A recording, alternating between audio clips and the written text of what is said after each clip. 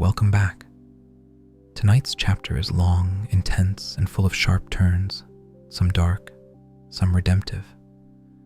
Marion faces the sheriff in a chilling standoff. Will Scarlet reveals a secret that shifts everything, and Robin returns from the ashes. Literally. There's grief, betrayal, one impossible plan, and finally, the moment these outlaws start to feel like a real brotherhood. Get comfortable. This one goes deep. Chapter 11. The sheriff took Marion out onto a balcony overlooking the main courtyard and showed her what was left of her world. In the cold of the morning, covered in mud and blood and untreated bums, the remains of Robin Hood's woodsmen stood huddled together in chains and shackles. There were men and women and children, all of them silent and uncomplaining, numbed by pain and loss, and the quiet horror that comes to every animal caught in a trap. Soldiers moved unhurriedly among them, sorting them into small groups and herding them off to the dungeons below. More soldiers stood around the courtyard with weapons at the ready, watching the woodsmen with cold, flat eyes, hoping someone would be stupid enough to start something so they could step in and finish it. No one did. Marion looked down at them all, seeing face after face she knew, and thought her heart would break. For her and for them, the woodsman camp had been part of a sweet, simple dream of freedom, but now the dream was over and harsh reality had taken its place. And just when she thought she couldn't hurt any more, she found herself looking down at her missing lady-in-waiting, Sarah, the woman she had unwittingly sent into danger and betrayal. Someone had beaten Sarah viciously not so long ago, and the marks of it were still clear on her face and in her frightened, pleading eyes. Marion looked away. She'd never felt more dejected or more helpless in her life. The sheriff moved in beside her. "It's over," he said calmly.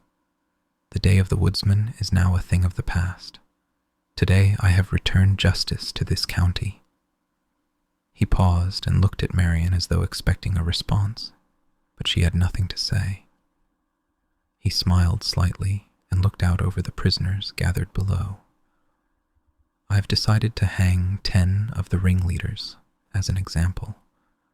As a wedding gift, I have it in mind to be generous and grant you the lives of the rest of the woodsmen and their families, and your treacherous lady-in-waiting, of course."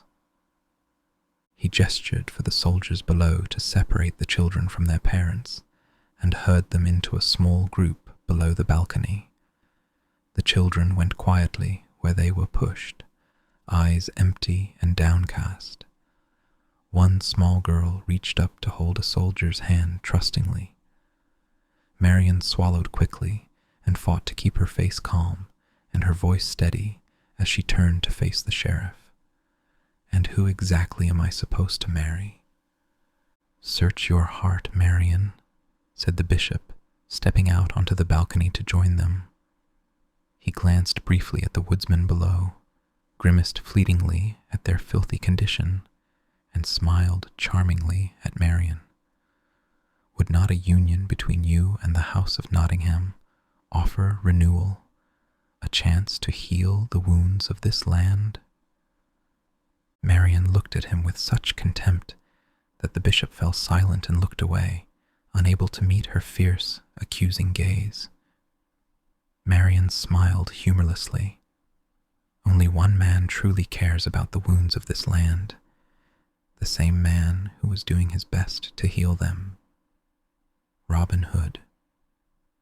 The sheriff reached inside his tunic and brought out a gold medallion on a chain. He placed it gently in Marion's hand. She looked down at the medallion, at the proud Locksley crest, and the tears she'd held back for so long burned in her eyes. "No," she whispered finally. "This isn't true. I won't believe it. There is a corpse, if you require further proof, said the sheriff.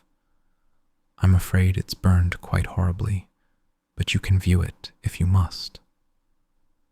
Marian's eyes squeezed shut, and her hand clenched around the medallion till her knuckles showed white, but she never made a sound.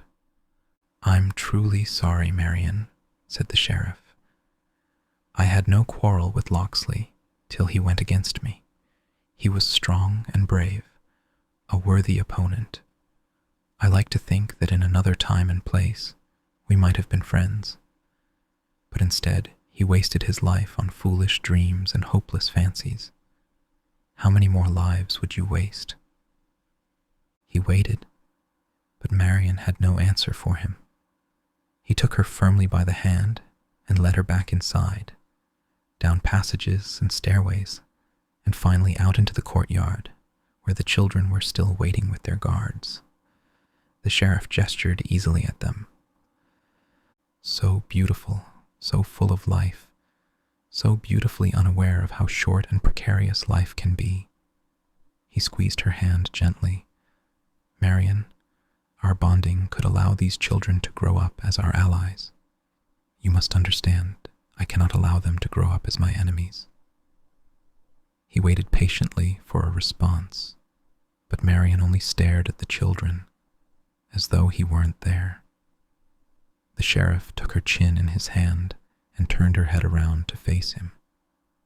I will share everything I have with you.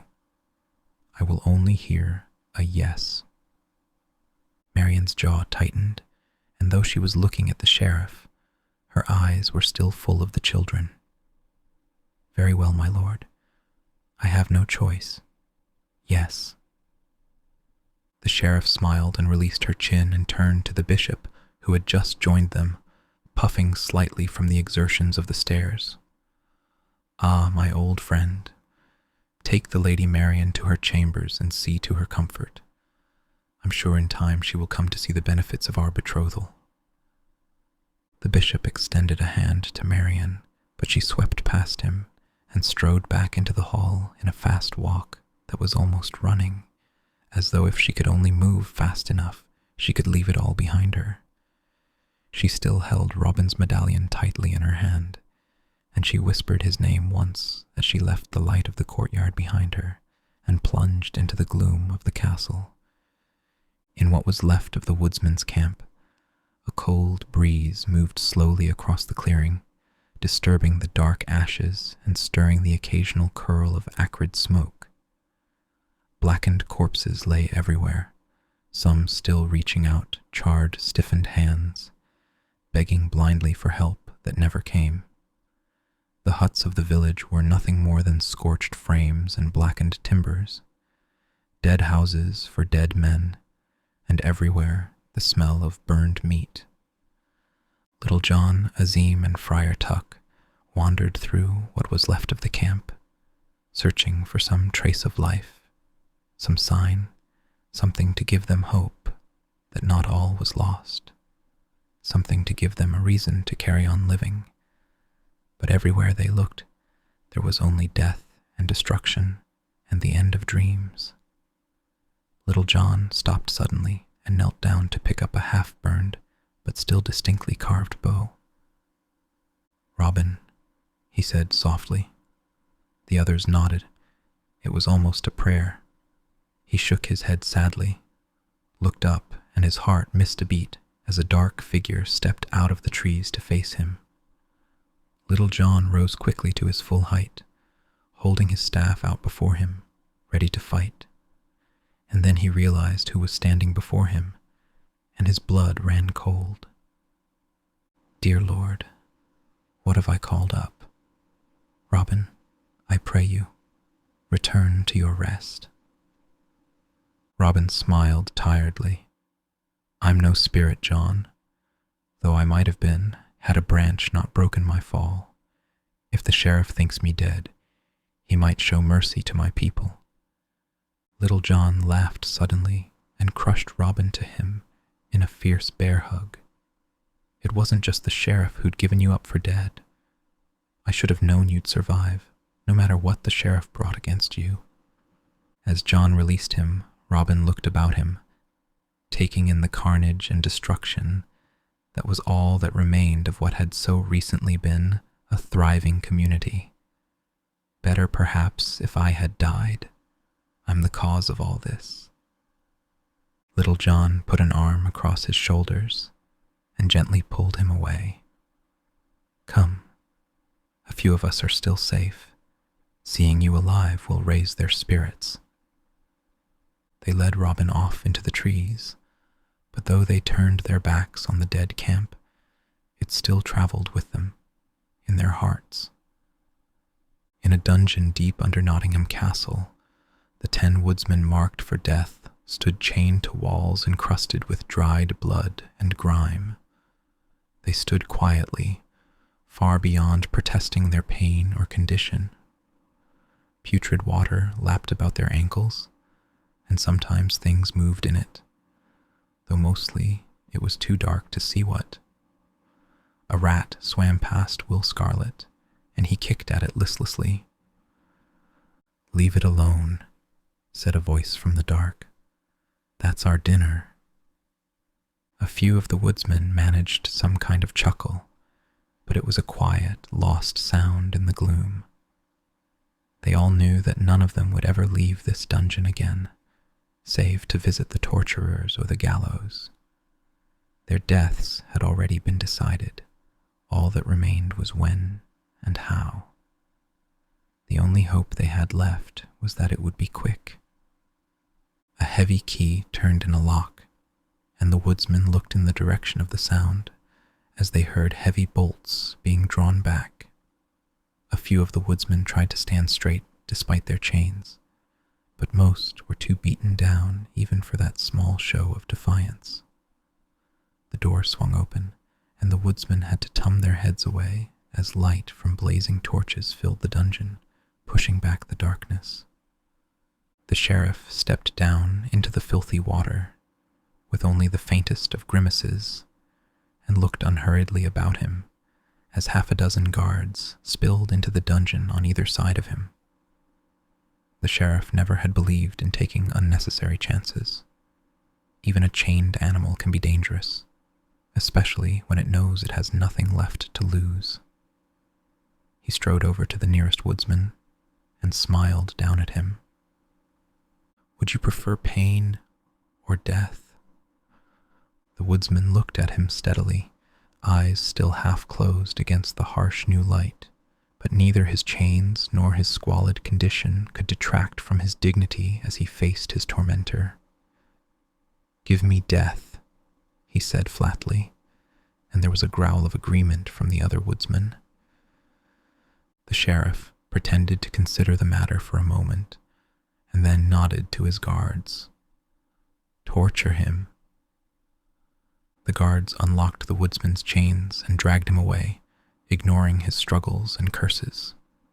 The sheriff turned to the next woodsman. "And you, pain or death?" The woodsman thought fast. "Pain?" he said tentatively. The sheriff nodded to his guards. "Torture him."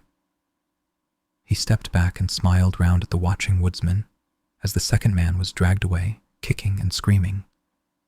"You see, it makes no difference what you say. You will all be tortured." H turned to a frightened woodsman. "I've heard Robin Hood still lives. You will tell me all you know about Robin Hood, where he might be hiding. Everything. And when I have wrung every last drop of information out of you, you will all be hanged. Then we will catch Robin Hood and do the same to him." "There's a quicker way," said Will Scarlet. "Let me out of here and I'll kill him for you." There was a shocked gasp from the other woodsmen, and then they burst into angry shouts and threats. The sheriff gestured to his guards, and they moved quickly among the prisoners, shutting them up with threats and blows. The boy Wolf rattled his chains furiously as he glared at Scarlet. The sheriff moved over to stand before Scarlet, studying him interestedly, as one might a new form of insect found under a stone. Scarlet met the scornful gaze steadily. If he is alive, I know where to find him, Will Scarlet said. I can get close to him. I'm one of his men. He'd never suspect me. Wolf lunged forward against his chains, snarling like an animal. He knows you always hated him, traitor.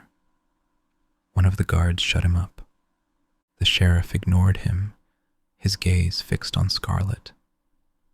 The woodsman smiled coldly. Robin Hood is a trusting fool. He'll believe me because he couldn't bear to think one of his own people might not love him.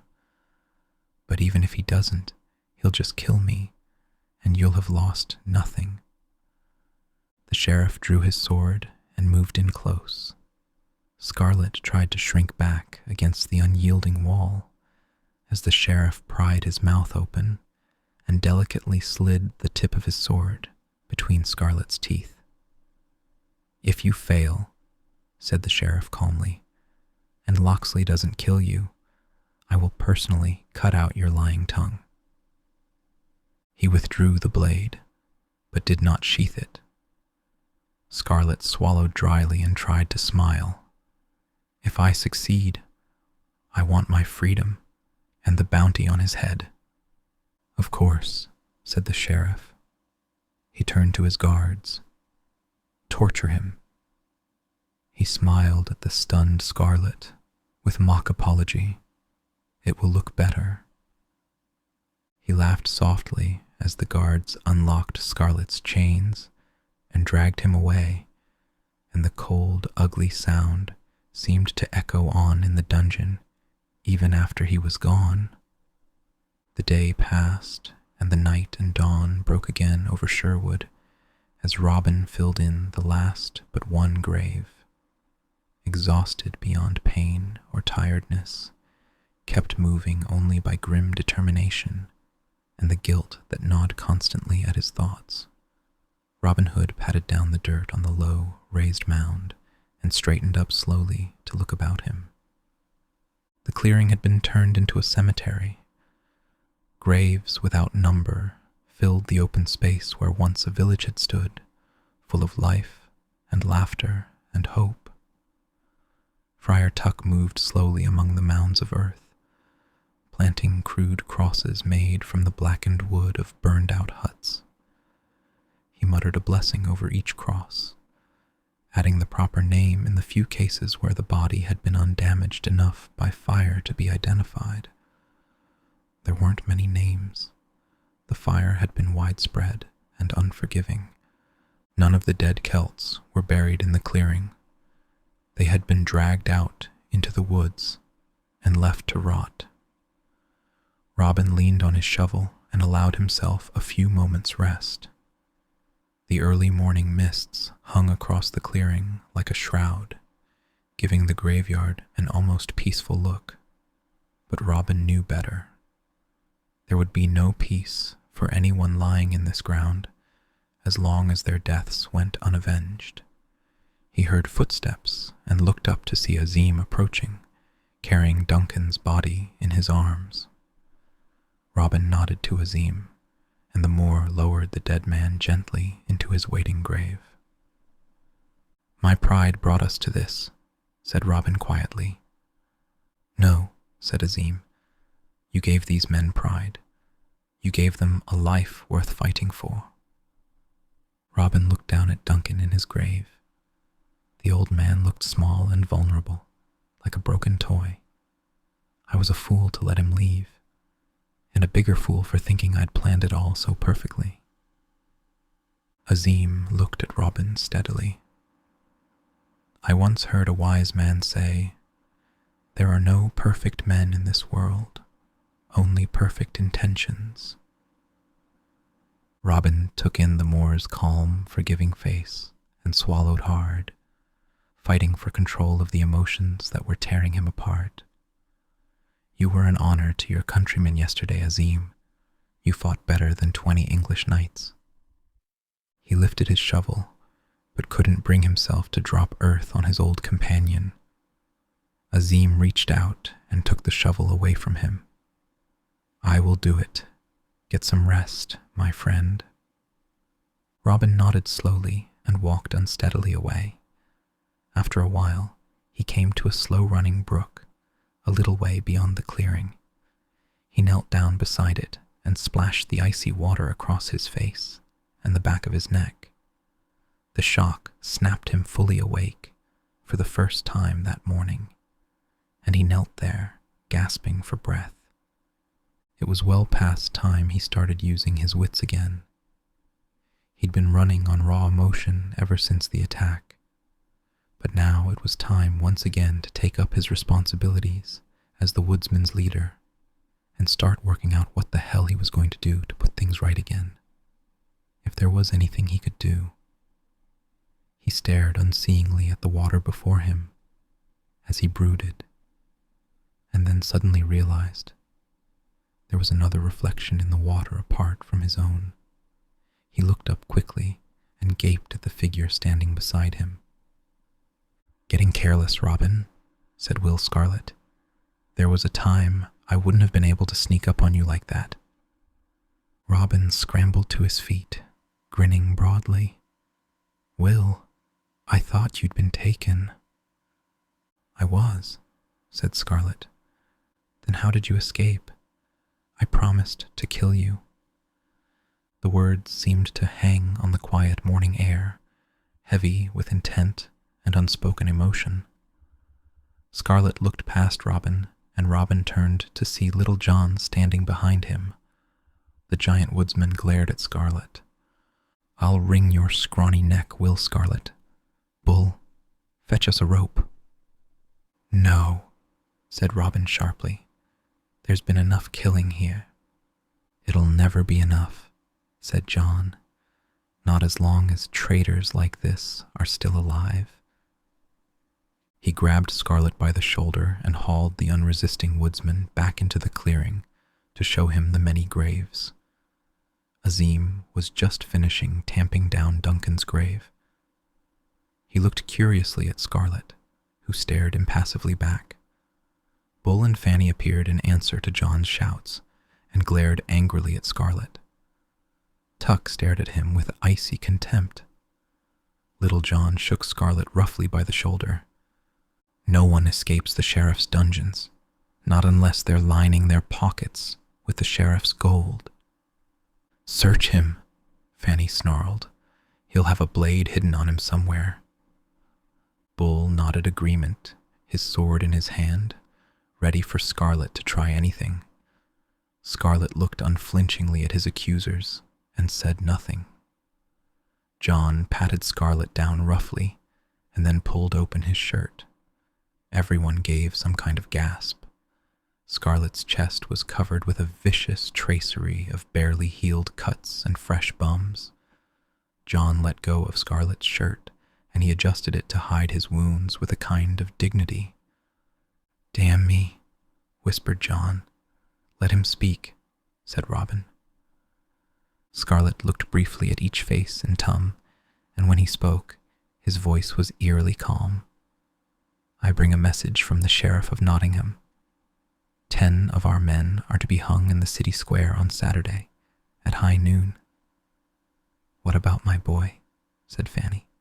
Scarlet looked at her almost apologetically. "Wolf is to be hanged as one of the 10. Fanny turned away and buried her face in Little John's chest. He patted her shoulder gently, rage burning coldly in his eyes. "There's more," said Scarlet. "The hangings are to be part of general celebrations for the sheriff's marriage." Bull snorted derisively. "And what lucky wench gets to play with the sheriff's codpiece?" Scarlet looked directly at Robin. "The Lady Marian has agreed to be his bride." "Marian?" Tuck frowned. "The sheriff takes a bride of royal blood." Little John nodded angrily. "Aye, and with King Richard gone, our sheriff will be set to take the bloody throne as well." And then they all realized what the news had to mean to Robin, and there was an awkward silence as they looked at him apologetically. But of them all, Robin had been the only one who showed no surprise. He looked unwaveringly at Scarlett, his face set and grim. "You were supposed to use this news to get close to me and then kill me, right, Will?" Scarlett smiled slightly. "Not straight away, of course. What are your intentions, Will?" "That depends on you, Locksley. I never trusted you. That's no secret. Well, now's where we get to the truth. You said a lot of fine things to us, at one time or another, about pride and honor and having the courage to fight injustice. You still feel that way, after all that's happened? Are you ready to finish what you started? Now it's just you, and there's no army of woodsmen to hide behind." Robin looked at him silently for a moment and then looked out over the clearing full of graves. Little John hurried to his defense. "Leave the man be, Will. It's over. We'd be mad to go against the sheriff's men on our own." Scarlett ignored him, his gaze fixed on Robin. "Will you stay and keep us fighting till every man jack of us is dead? Or will you turn your back on us and run like the spoiled little rich boy I always took you for?" Robin glared at him, stirred to anger at last. "Where does this intolerable hatred for me come from, Will Scarlett?" "Where did it come from, Robin? From knowing our father loved you more than me." There was a stunned silence. Scarlett nodded, visibly hugging his sense of injustice to him like an old familiar friend. "You and I are brothers, Robin of Locksley. I am the son of the woman who replaced your dead mother, for a time. Your anger drove them apart." Everyone looked from Will to Robin and back again. There was a resemblance. Now they were looking for it. Robin walked slowly forward to stand before Will Scarlett, face to face. "I didn't know, Will." "Nor did our father," said Scarlett hoarsely. "My mother never told him. She was too ashamed to go back to him after she'd left." He looked at the others, watching in astonished silence. "So know this. I have more reason to hate Robin than anyone, but I have found myself daring to believe in him."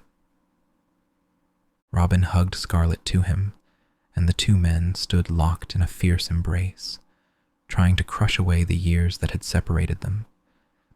The others exchanged confused, delighted grins. A lot of things had suddenly become clearer. The two brothers finally released each other, both trying to pretend there weren't tears in their eyes. Robin grinned at his friends. "I have a brother. I always wanted a brother." "Today we are all brothers," said Azeem. "If not by blood, then by fire." He gestured meaningfully at the graveyard. "Do we forget what these people have given to the cause we believed in and go our separate ways? Or do we band together as brothers should and save those who would save us if things were different?" Tuck moved forward to stand at the Moor's side. "If my heathen brother stays, I stay."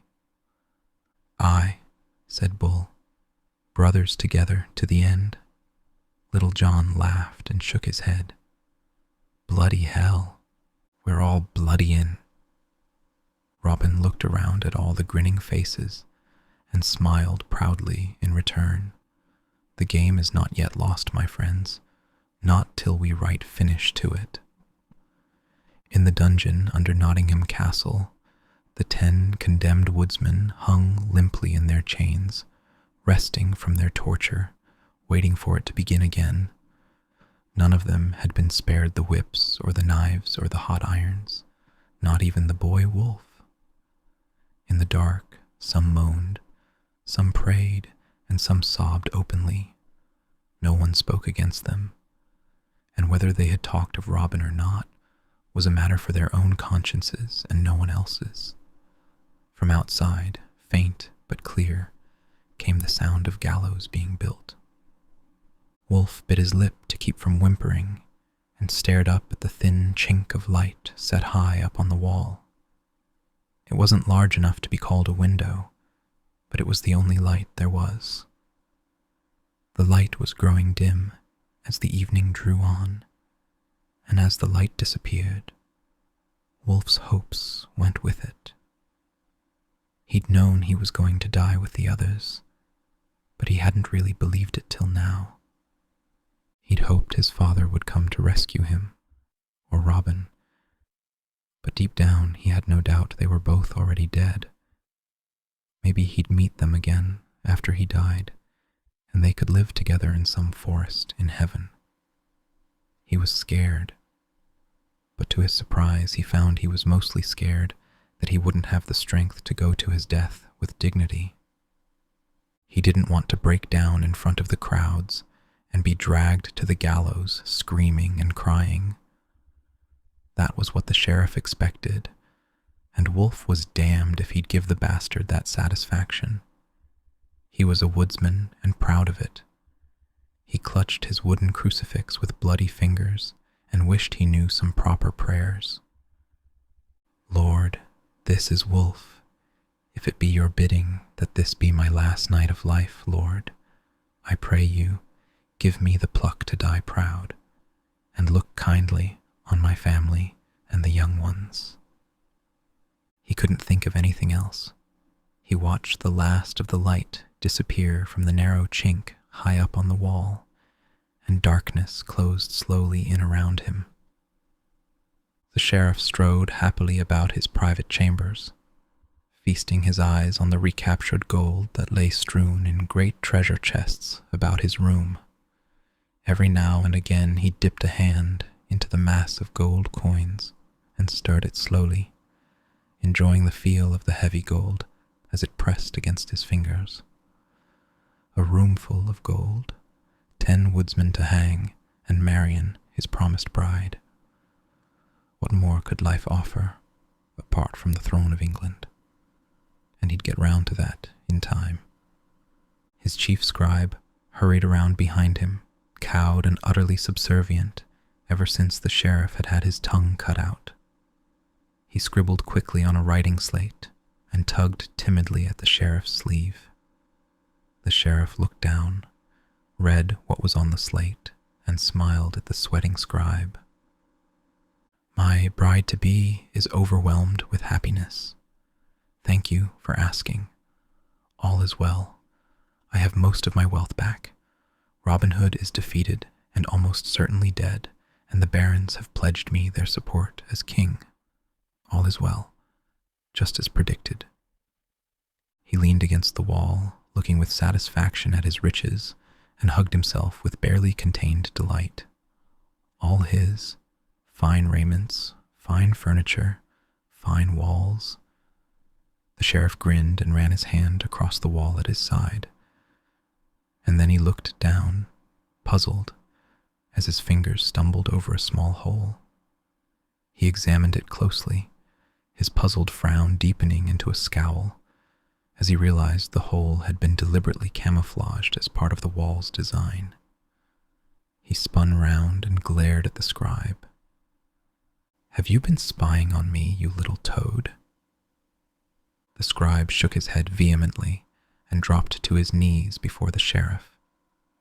He started to scrawl a denial on his slate, but the sheriff had already forgotten him. Who would drill such a hole? Who would want to spy on me in my private councils? He broke off as the answer came to him. A boiling rage surged up in him, till he thought he would explode, as many things suddenly became clear. Mortiana. He ran out of the room, and the scribe heaved a sigh of relief. He started to make an obscene gesture after the sheriff, and then thought better of it. You never knew who might be watching.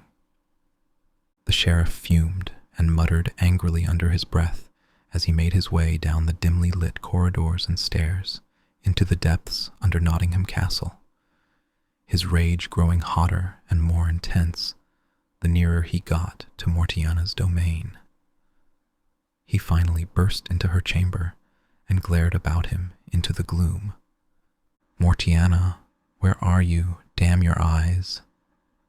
A familiar shuffling and hissing filled the room as the albino hag emerged from the shadows and fixed the sheriff with her disquieting crimson eyes. "You come early. The signs have not aligned yet." The sheriff's rage boiled over, and he stepped forward, his hands clenched into white-knuckled fists. "Stop it, you charlatan!" Mortiana looked away from his blazing eyes and reached into the bag of runes at her wrist. "Since thou art so impatient, I shall try for thee anyway." She scattered the runes across the floor before her, dispensing with the usual gory ritual. She moaned softly at the pattern the runes made and began to sway as her eyes rolled back in her head. The union, the blood of the lion and the house of Nottingham, new power, new souls. The sheriff stepped forward and deliberately kicked the wooden dice away. "Enough. I found the hole. I found your stinking spy hole. You dared to spy on me. Tell me the truth for once in your life, you twisted crone." Mortiana straightened up, casually abandoning her act, and smiled almost condescendingly at the sheriff. "Why this sudden interest in the truth? It has never served you before. Truth did not put Lord Nottingham where he is today. Mortiana did that." The sheriff raised a hand to strike her, but something in her calm gaze stopped him at the last moment. "You freakish hag! I despise you. After the wedding, I'll have you thrown out into the streets. Without my protection, you won't live to see the morning.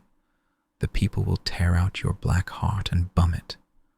He broke off as Mortiana laughed harshly and then backed away in spite of himself as she advanced on him, stabbing at him with a bony finger. She laughed in his face, and the ugly sound echoed back from the surrounding walls. "Without me, little lord, you are nothing. You are straw, a flea bite, a speck. I birthed you from this body. I stole a babe in this very castle and killed it so that you might take its place. You are my son, Nottingham." The sheriff stared at her speechlessly, and she laughed again. "You despise me? You are me. You know in your empty soul I speak the truth. All my life I've been a freak, but when you stud the Lady Marian and my grandchild sits on the throne of England, it is my blood, my twisted seed that will rule. Who shall be called freak then?" The sheriff turned away from her, thinking frantically. He held his position as sheriff and lord by right of blood, his father's blood. If Mortiana spoke against him, even without proof, just the accusation would be enough to bar him from the throne, and he couldn't risk killing her. Mortiana would be bound to have taken precautions. The hag stepped forward suddenly and grabbed him by the arm, and he winced at the unnatural strength in her bony fingers. "Now is not the time to doubt, little lord. Together we are strong. The bold will prevail." The sheriff nodded wordlessly, and she released him. He backed away from her, out of the chamber, and carried the sight of her triumphant smile all the way back up into the part of the castle he ruled. The woodsmen stood shivering together in the cold morning as Azeem measured out a small amount of black powder from a leather pouch. Scarlet leaned forward to warm his hands at the campfire before them, and then moved back again as Azeem gave him a hard look. The Moor tossed the black powder into the fire, and a fireball blasted 10 feet into the sky as the fire exploded in a cloud of acrid smoke. The woodsmen fell back, shouting and cursing in surprise, and batted at the smoke with their hands. They calmed down quickly once they realized they weren't in any danger, and looked at each other sheepishly. Azeem grinned. The mysteries of the black powder are many. My people are still experimenting with it, since a trader brought knowledge of it back from far Cathay. Tuck took a pinch of the powder and sniffed at it dubiously. This smacks unnaturally of magic. Robin turned away to study the crude map of Nottingham he'd drawn in the dirt. I'll use whatever I have to save my people. Now pay attention. He waited while the others crowded round the map. Bull, you will position yourself by the gate to cut off reinforcements. John, you'll stay by this wall to cover our escape. I'll conceal myself here, below the scaffold, and cut our men free from the nooses when I hear the signal. No, said Scarlet quickly. I'll do that. We'll need you to cover us with your bow. Robin frowned slightly at his newfound brother. It's dangerous, Will. So's your aim. Scarlet grinned. Robin smiled and nodded and then gestured at Tuck and Azeem. Whatever Azeem is concocting, we must each be in place for it. Our success depends on all of us acting in total concert. We may be only 6 men, but 7, said Fanny briskly. She strode toward them out of the trees, a bow in her hand, her head held proudly erect. The woodsmen looked at each other and then at Little John. He scowled at them all and then turned the scowl on Fanny. What in blazes do you think you're doing, girl? And where are the children? They're safe, with my mother, and I'm coming with you. Have you lost your senses?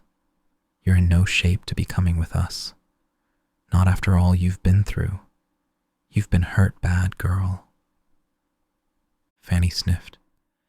You birth 8 babies, and then you can talk to me about hurting. Our wolf is due to be hanged, and you expect me to stay at home? To hell with that. I can use a bow, and that's all that matters. Little John looked pleadingly at Robin to dissuade her.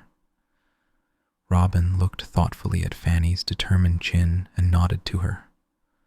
All right, Fanny, you'll take position here. Little John shook his head disgustedly. Thanks for spending some time with me tonight. I hope I helped you unwind and drift a little closer to sleep. If you're enjoying these readings, there's a whole library of full books and cozy chapters waiting for you over on my Patreon. If you are already a member, then I thank you. It includes exclusive content, bonus episodes, and early access to new releases. You can also become a YouTube member, if you haven't already, to listen ad-free and explore over 280 relaxing readings anytime you like. I'd love to have you there. Sweet dreams, and I'll see you in the next one.